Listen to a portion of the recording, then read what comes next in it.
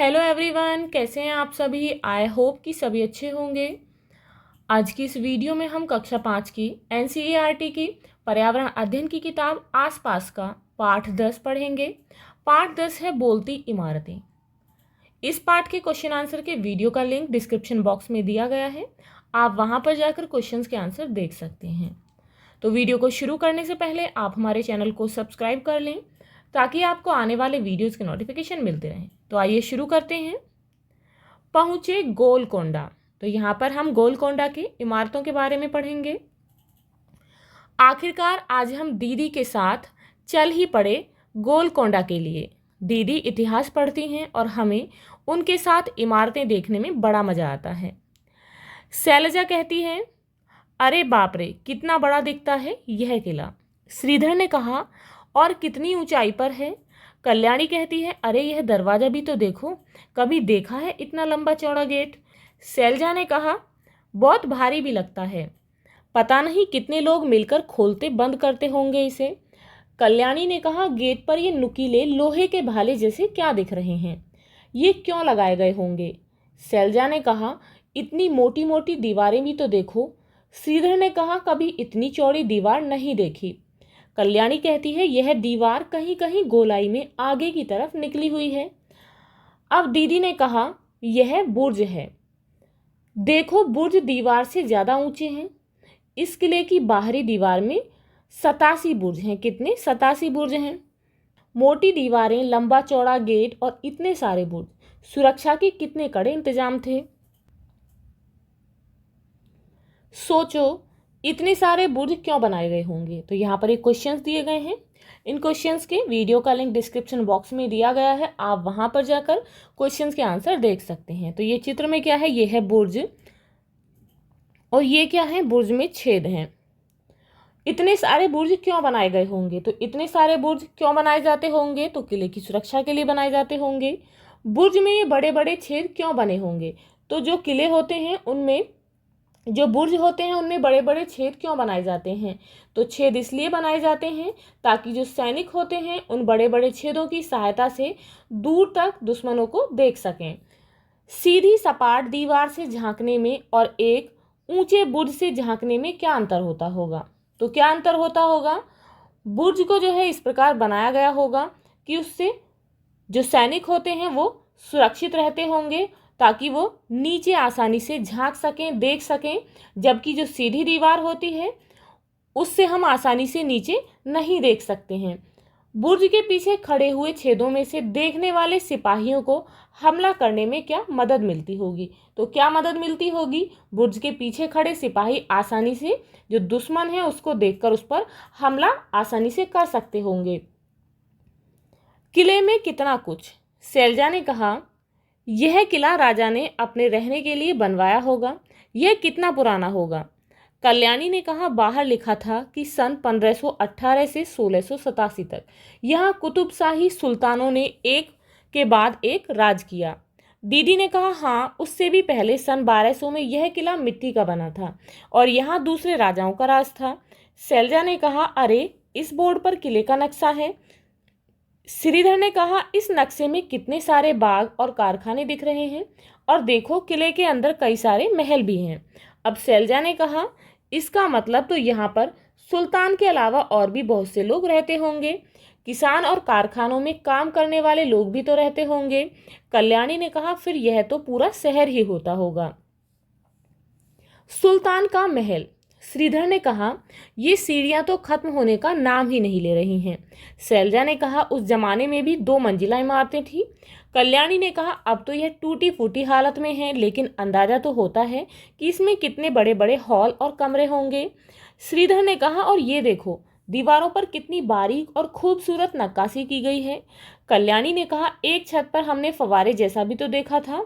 दीदी ने कहा, हाँ, इस किले में कई बड़े बड़े टैंक और फव्वारे थे जिनमें हर समय पानी चलता रहता था। वहाँ उस जमाने की इंजीनियरिंग। सोचो, आज भी इंजीनियर जब मकान बनाते हैं तो कई जगह बरसातों में सीलन आ जाती है। यहाँ तो छत पर पानी के फव्वारे चलते थे। तब भी ये इमारतें कितनी समझ से बनाई गई थी। सोचें कि 500 साल पहले लोग कैसे रहते थे। दिमाग में कई सारे सवाल आते हैं। जैसे पानी इतनी ऊंचाई पर कैसे चढ़ता होगा, तुम भी अनुमान लगाओ। सोचो और चर्चा करो, फव्वारे कैसे चलते होंगे। तो यहाँ पर एक क्वेश्चन दिया गया है कि फव्वारे कैसे चलते होंगे। तो जो फव्वारे हैं वो बड़े बड़े जलाशय यानी कि जो तालाब होते हैं जिनमें बहुत पानी भरा जाता है, या फिर टैंकरों में से फव्वारों तक पानी पहुँचाया जाता होगा, जिससे वहाँ पर फव्वारे चलते होंगे। हवा और रोशनी का क्या इंतज़ाम होता होगा। तो उस समय हवा और रोशनी का क्या इंतज़ाम होता होगा, उसके लिए बड़ी बड़ी खिड़कियाँ और दरवाज़ों का इस्तेमाल किया जाता था, और जो जिनसे रोशनी आती है, रोशनदान भी लगाए जाते होंगे। चित्र में दीवार पर की गई नक्काशी को ध्यान से देखो। यहाँ पर ये नक्काशी की गई है दीवार पर। इतनी सुंदर और बारीक नक्काशी करने में किन औजारों का इस्तेमाल होता होगा। तो बारीक नक्काशी के लिए विशेष प्रकार की छोटी छोटी छेनियाँ और हथौड़ियों का प्रयोग किया जाता होगा। हमारे देश में आज भी कई जगह बिजली नहीं है, पर जिन जगहों पर बिजली है, अगर वहाँ एक हफ्ते तक बिजली ना आए तो कौन कौन से कामों के लिए बहुत मुश्किल होगी। तो अब जो है अधिकतर कार्य बिजली से होते हैं। यदि एक हफ्ते तक बिजली ना आए तो सबसे पहले पानी की परेशानी होगी, क्योंकि पानी जो है किससे आता है, बिजली से। मोटर चलती है, उससे पानी ज़मीन से ऊपर आता है, तो सबसे पहले पानी की परेशानी होगी। और अधिकतर वर्क जो है वो कंप्यूटर से किया जाता है, इसलिए कंप्यूटर पर काम नहीं कर पाएंगे। टीवी, मोबाइल, ये सभी चीज़ें किससे चलती हैं, ये इलेक्ट्रॉनिक हैं, बिजली से चलती हैं, तो इन सभी को नहीं चला पाएंगे। और बिजली के कारण जो दफ्तर हैं, ऑफिसेज हैं, उनमें कोई काम नहीं हो पाएगा। कहाँ है पूर्व पश्चिम। तुम जिस जगह पर हो वहाँ पर सूरज किस तरफ से उगता है और किस तरफ डूबता है। पता करो कि तुम जहाँ खड़े हो वहाँ से पूर्व दिशा में क्या क्या है, तुम्हारे पश्चिम में क्या क्या है। अब पता करो कि तुम्हारे उत्तर और दक्षिण में क्या है। तो पूर्व दिशा कौन सी होती है, जिधर सूर्य निकलता है। तो आप जो है सूर्य की तरफ फेस करके खड़े होंगे, तो जिधर आपका फेस है उधर पूर्व दिशा है, और आपकी पीछे की तरफ क्या है, पश्चिम दिशा है। उत्तर दिशा किधर होगी, हमारे बाएं हाथ की तरफ, यानी कि उल्टे हाथ की तरफ उत्तर दिशा होती है, और सीधे हाथ की तरफ दक्षिण दिशा होती है। अब यहाँ पर है बताओ और लिखो। गोलकोंडा के नक्शे को देखो, चारों दिशाएं तीर के निशान से दिखाई गई हैं। अगर तुम बोर्डली दरवाजे से किले के अंदर देख रहे हो तो कटोरा हौज किस दिशा में है।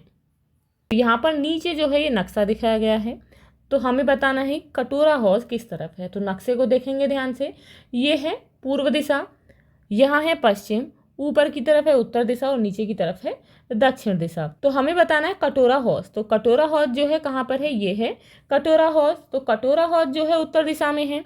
अब ऐसे ही बाकी क्वेश्चंस हैं। यहाँ पर अब क्वेश्चन है, अगर कोई बंजारा दरवाजे से अंदर आ रहा है तो कटोरा हौज उसकी किस दिशा में होगा। तो ऐसे ही आप इस क्वेश्चन को यहाँ पर फाइंड आउट करेंगे। यदि कोई बंजारा दरवाजे से जो है अंदर की तरफ आ रहा है तो कटोरा हौज उसकी किस तरफ पड़ेगी। तो कटोरा हौज जो है उसके पश्चिम दिशा में होगा, यहाँ पर देख सकते हैं। तो इसी तरीके से जो है आप जो अदर क्वेश्चंस हैं उनके आंसर यहाँ पर फाइंड आउट कर लेंगे। अब नेक्स्ट है बाला हिसार से तुम किस दिशा में चलोगे कि मोती महल पहुँच जाओगे। तो ऐसे ही नीचे है, यहाँ पर ये है बाला हिसार रोड और ये है मोती महल। तो बाला हिसार रोड से जो है हम किस तरफ चलेंगे, तो हम पूर्व दिशा की ओर चलेंगे, तो हम मोती महल पहुंच जाएंगे। अब नेक्स्ट क्वेश्चन है, किले की बाहरी दीवार पर कितने दरवाजे दिख रहे हैं। तो कितने दरवाजे हैं आप काउंट कर लेंगे नक्शे में। तो नक्शे में है 9 दरवाजे। नेक्स्ट है गिनकर बताओ किले में कितने महल हैं। तो किले में जो है कितने महल हैं, किले में 3 महल है। कौन कौन से महल हैं, मोती महल है, शाही महल और महल तारामती। तो इस तरीके से आप इन्हें यहाँ पर देख कर लिखेंगे। पानी के लिए क्या क्या इंतजाम दिख रहे हैं, जैसे कि बावड़ी, कुएं, हौज। तो इसमें पानी के लिए क्या क्या इंतजाम हैं, तो नक्शे में जो है पानी के लिए 5 बावड़ियाँ हैं और 3 हौज हैं, हौज का इंतजाम है। नक्शे में 1 सेंटीमीटर जमीन पर 110 मीटर की दूरी दिखाता है। जो नक्शे में है 1 सेंटीमीटर जमीन पर 110 मीटर की दूरी दिखाता है। तो अब बताओ नक्शे में फतेह दरवाजे से बाला हिसार सेंटीमीटर की दूरी पर है। तो नक्शे में जो है फतेह दरवाजे से बाला हिसार जो है वो कितनी दूरी पर है, वो 8 सेंटीमीटर है। जमीन पर यह दूरी 880 सेंटीमीटर होगी। कितनी, 880 सेंटीमीटर। अब नेक्स्ट जो क्वेश्चन है वो है मकई दरवाजे से फतेह दरवाजा कितनी दूर है। तो मकई दरवाजे से फतेह दरवाजा 1000 मीटर दूर है।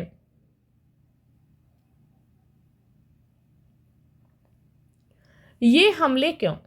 हम बात कर ही रहे थे कि श्रीधर ने तोप दिखाने के लिए हमें आवाज़ दी। तोप को देखने की उत्सुकता में हम सब भी तेजी से वहां पहुंचे। शैलजा ने कहा, यह तोप तो कुतुब शाही सुल्तान की ही होगी। दीदी ने कहा, तोप का इस्तेमाल औरंगजेब ने किया था। जानते हो, औरंगजेब बादशाह की पूरी फौज बंदूकों और तोपों के साथ यहाँ हमले करने आई थी, पर वह किले में घुस भी नहीं पाई। उसकी पूरी सेना 8 महीनों तक बाहर ही बैठी रही। शैलजा ने कहा, दिल्ली से इतनी दूर यहाँ तक फौज तोपों के साथ क्यों आई होगी? दीदी ने कहा, बादशाह हो या राजा, सभी का यही खेल था, अपना राज फैला सके, छोटे छोटे राजाओं और सुल्तानों से अपना रिश्ता जोड़ सकें और उन्हें अपने इलाके में शामिल कर सकें। इसके लिए कभी तो दोस्ती और चापलूसी से काम चलाते थे, कभी परिवार में शादी कराकर या फिर हमला करके। कल्याणी ने कहा, इतनी तोपों और बंदूकों के साथ भी बादशाह की सेना अंदर क्यों नहीं घुस पाई? शैलजा ने कहा, इतनी सारी मोटी मोटी दीवारें नहीं देखी, और नक्शे में तो दीवार से लगी एक लंबी गहरी खाई भी दिखती है, तो सेना अंदर कैसे आती? श्रीधर ने कहा, अगर सेना किसी दूसरी तरफ से आने की कोशिश करती तो भी यहाँ बुर्ज पर बैठे सिपाहियों को दूर दूर तक सब कुछ साफ नजर आ जाता। मुश्किल तो हुआ होगा हमला करना।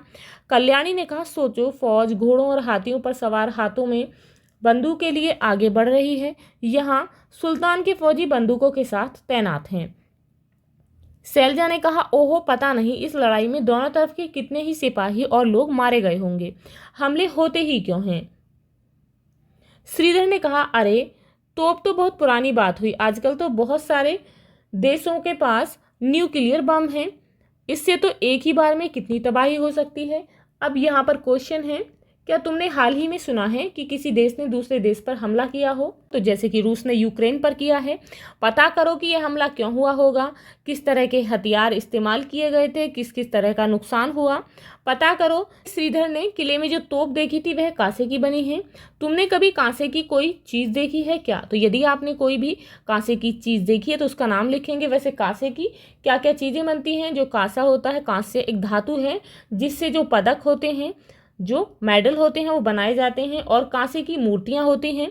कांसे की चीज़ें हजारों साल तक पहले से आदिवासी बनाते आए हैं। आज भी सोचकर हैरानी होती है कि गहरी खानों में से तांबा और टिन कैसे निकालते, पिघलाते होंगे, फिर कैसे उनसे सुंदर सुंदर चीज़ें बनाते होंगे। तुम्हारे घर में या आसपास कांसे की कौन कौन सी चीज़ें थी या आज भी हैं? रंग से पहचानने की कोशिश करो कि कौन सी चीज़ तांबे की, पीतल की और कांसे की बनी है। जब टेलीफोन नहीं था, दीदी हमसे राजा के महल में एक जगह खड़े रहने के लिए कहकर खुद फतेह दरवाजे पर चली गई। कुछ देर बाद दीदी की आवाज़ आई, होशियार, मैं सुल्तान अबुल हसन हूँ, मुझे गाना बजाना और कुचिपुड़ी नृत्य बहुत पसंद है। हमें बहुत हंसी आई, लेकिन हम हैरान भी थे कि दीदी की आवाज़ इतनी दूर तक पहुँची कैसे। बाद में उन्होंने बताया कि फतेह दरवाजे पर खड़े होकर कुछ भी बोले तो राजा के महल में यहाँ सुनाई देता है। पानी का इंतजाम। यह चित्र उस जमाने की बहुत पुरानी पेंटिंग को देखकर बनाया गया है। सोचो, बैलों का इस्तेमाल क्यों हो रहा है? अंदाजा लगाओ कि बैलों के घूमने से इस डंडे के ठीक नीचे लगा ड्रम किस दिशा में घूमेगा, उसके साथ लगा दांतेदार पहिया किस किस दिशा में घूमेगा।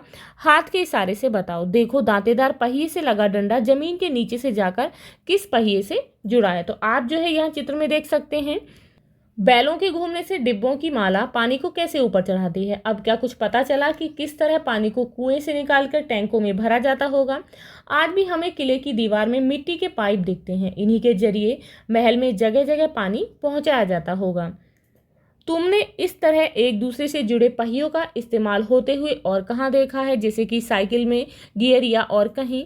अपने आसपास देखो और पता करो कि आज ज़मीन के नीचे से पानी को ऊपर तक कैसे कैसे चढ़ाया जाता है। तो किसके द्वारा चढ़ाया जाता है? पाइप के द्वारा जो है पानी को ऊपर चढ़ाया जाता है मोटर लगाकर।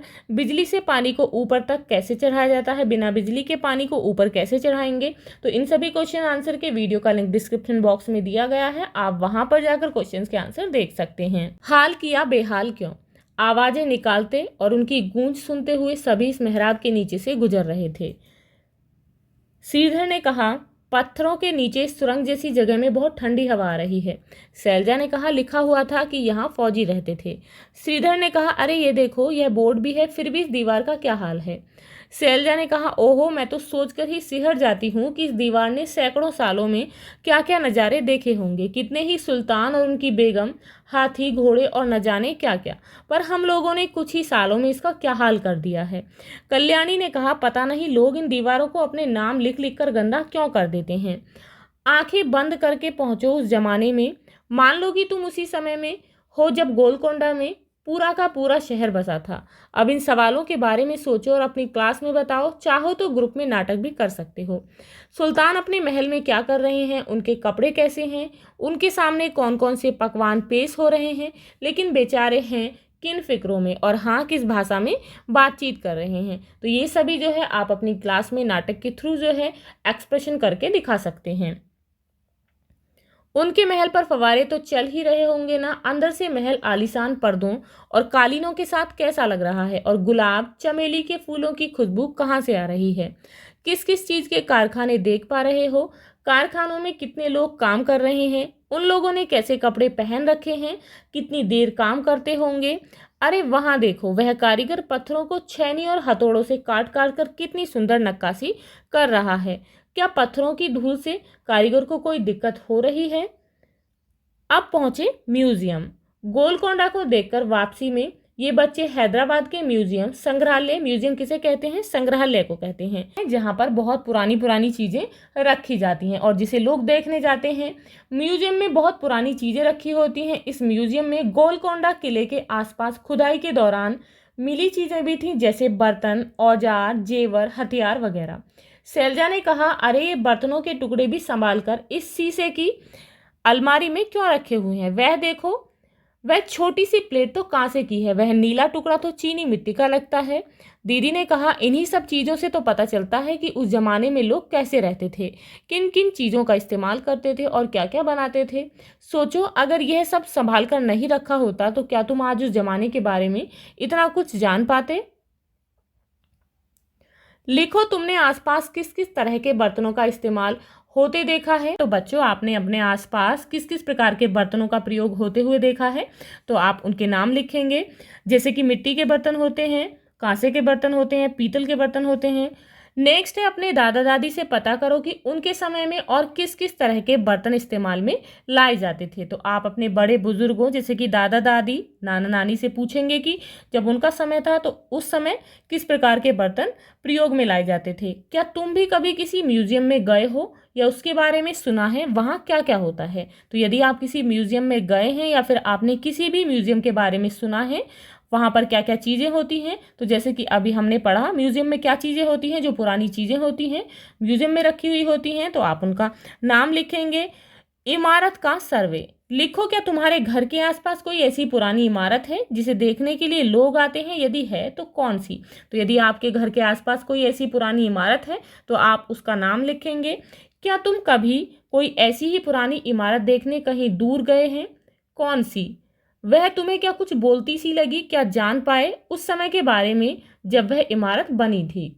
तो बच्चों, यदि आपने ऐसी कोई इमारत देखी है तो आप उसके बारे में लिखेंगे कि वह कितनी पुरानी है, तुम्हें कैसे पता लगा, वह किस चीज़ से बनी है, किस रंग की है, क्या उसमें कुछ खास तरह के डिजाइन बने हैं, तो आप उन्हें बनाएंगे। उसमें कौन लोग रहते होंगे, वहाँ क्या क्या काम होता होगा, क्या अभी भी उसमें लोग रहते हैं। तुम भी अपना म्यूजियम बनाओ। रजनी केरल के मल्लापुरम जिले के एक सरकारी स्कूल में पढ़ाती है। उन्होंने अपनी क्लास के बच्चों के साथ मिलकर अपने और आसपास के बहुत से घरों से पुरानी पुरानी चीज़ें जमा की हैं, जैसे कि पुरानी छड़ियाँ, छतरियाँ, लकड़ी की खड़ाऊँ, खड़ाऊँ कहते हैं चप्पल को, बर्तन आदि। उन्होंने आजकल ये सब चीज़ें जैसी होती हैं वह भी देखा। फिर बच्चों ने और रजनी ने मिलकर एक प्रदर्शनी लगाई जिसे आसपास के लोग भी देखने आए। तुम भी यह कर सकते हो। अब चित्र को देखो और बताओ। तो आप यहाँ चित्र को देखेंगे, ये चित्र दिया गया है यहाँ पर। यह लगभग 500 साल पुरानी पेंटिंग है जिसमें दिखाया गया है कि आगरे का किला किस तरह बनाया जा रहा था, लोग किस किस तरह के काम करते नजर आ रहे हैं, कितनी औरतें और कितने मर्द काम कर रहे हैं। देखो, यह भारी खंभा ढलान पर कैसे ऊपर ले जा रहे हैं, भारी चीज ढलान पर चढ़ानी आसान होती है या सीधी ऊपर ले जानी? क्या मशक में पानी भरकर पानी ले जाता हुआ आदमी देख पाए? तो ये सभी चीजें जो है आप इस चित्र में देखेंगे और यहाँ पर लिखेंगे। हम क्या समझे? संगीता को लगता है कि म्यूजियम में पुरानी चीजें संभाल कर रखना बेकार है। तुम उसे कैसे समझाओगे कि म्यूजियम का होना जरूरी है? तो म्यूजियम का होना क्यों जरूरी है आप उसे कैसे समझाएंगे? जैसे कि उससे आप समझाएंगे कि जो म्यूजियम होता है उसमें पुरानी चीजें रखी होती हैं, जिससे हमें पता लगा सकते हैं कि जो लोग पुराने समय में वो कैसे रहते थे, उस समय कैसी चीजों का प्रयोग होता था। तुम्हें क्या लगता है इस पाठ का नाम बोलती इमारतें क्यों रखा गया है? तो आपको क्यों लगता है कि इस पाठ का नाम बोलती इमारतें रखा गया है? तो यहाँ पर सभी बच्चे अपने अपने विचार लिखेंगे कि आपको क्यों लगता है कि इस पाठ का नाम बोलती इमारतें रखा गया है। तो ये था आपका पाठ। आपको ये अच्छे से समझ में आ गया होगा। इस पाठ के क्वेश्चन आंसर के वीडियो का लिंक डिस्क्रिप्शन बॉक्स में दिया गया है, आप वहां पर जाकर क्वेश्चंस के आंसर देख सकते हैं। तो मिलते हैं नेक्स्ट पार्ट में। If you like this video, please like and share, and if you are new on this channel, please subscribe the channel. Thank you.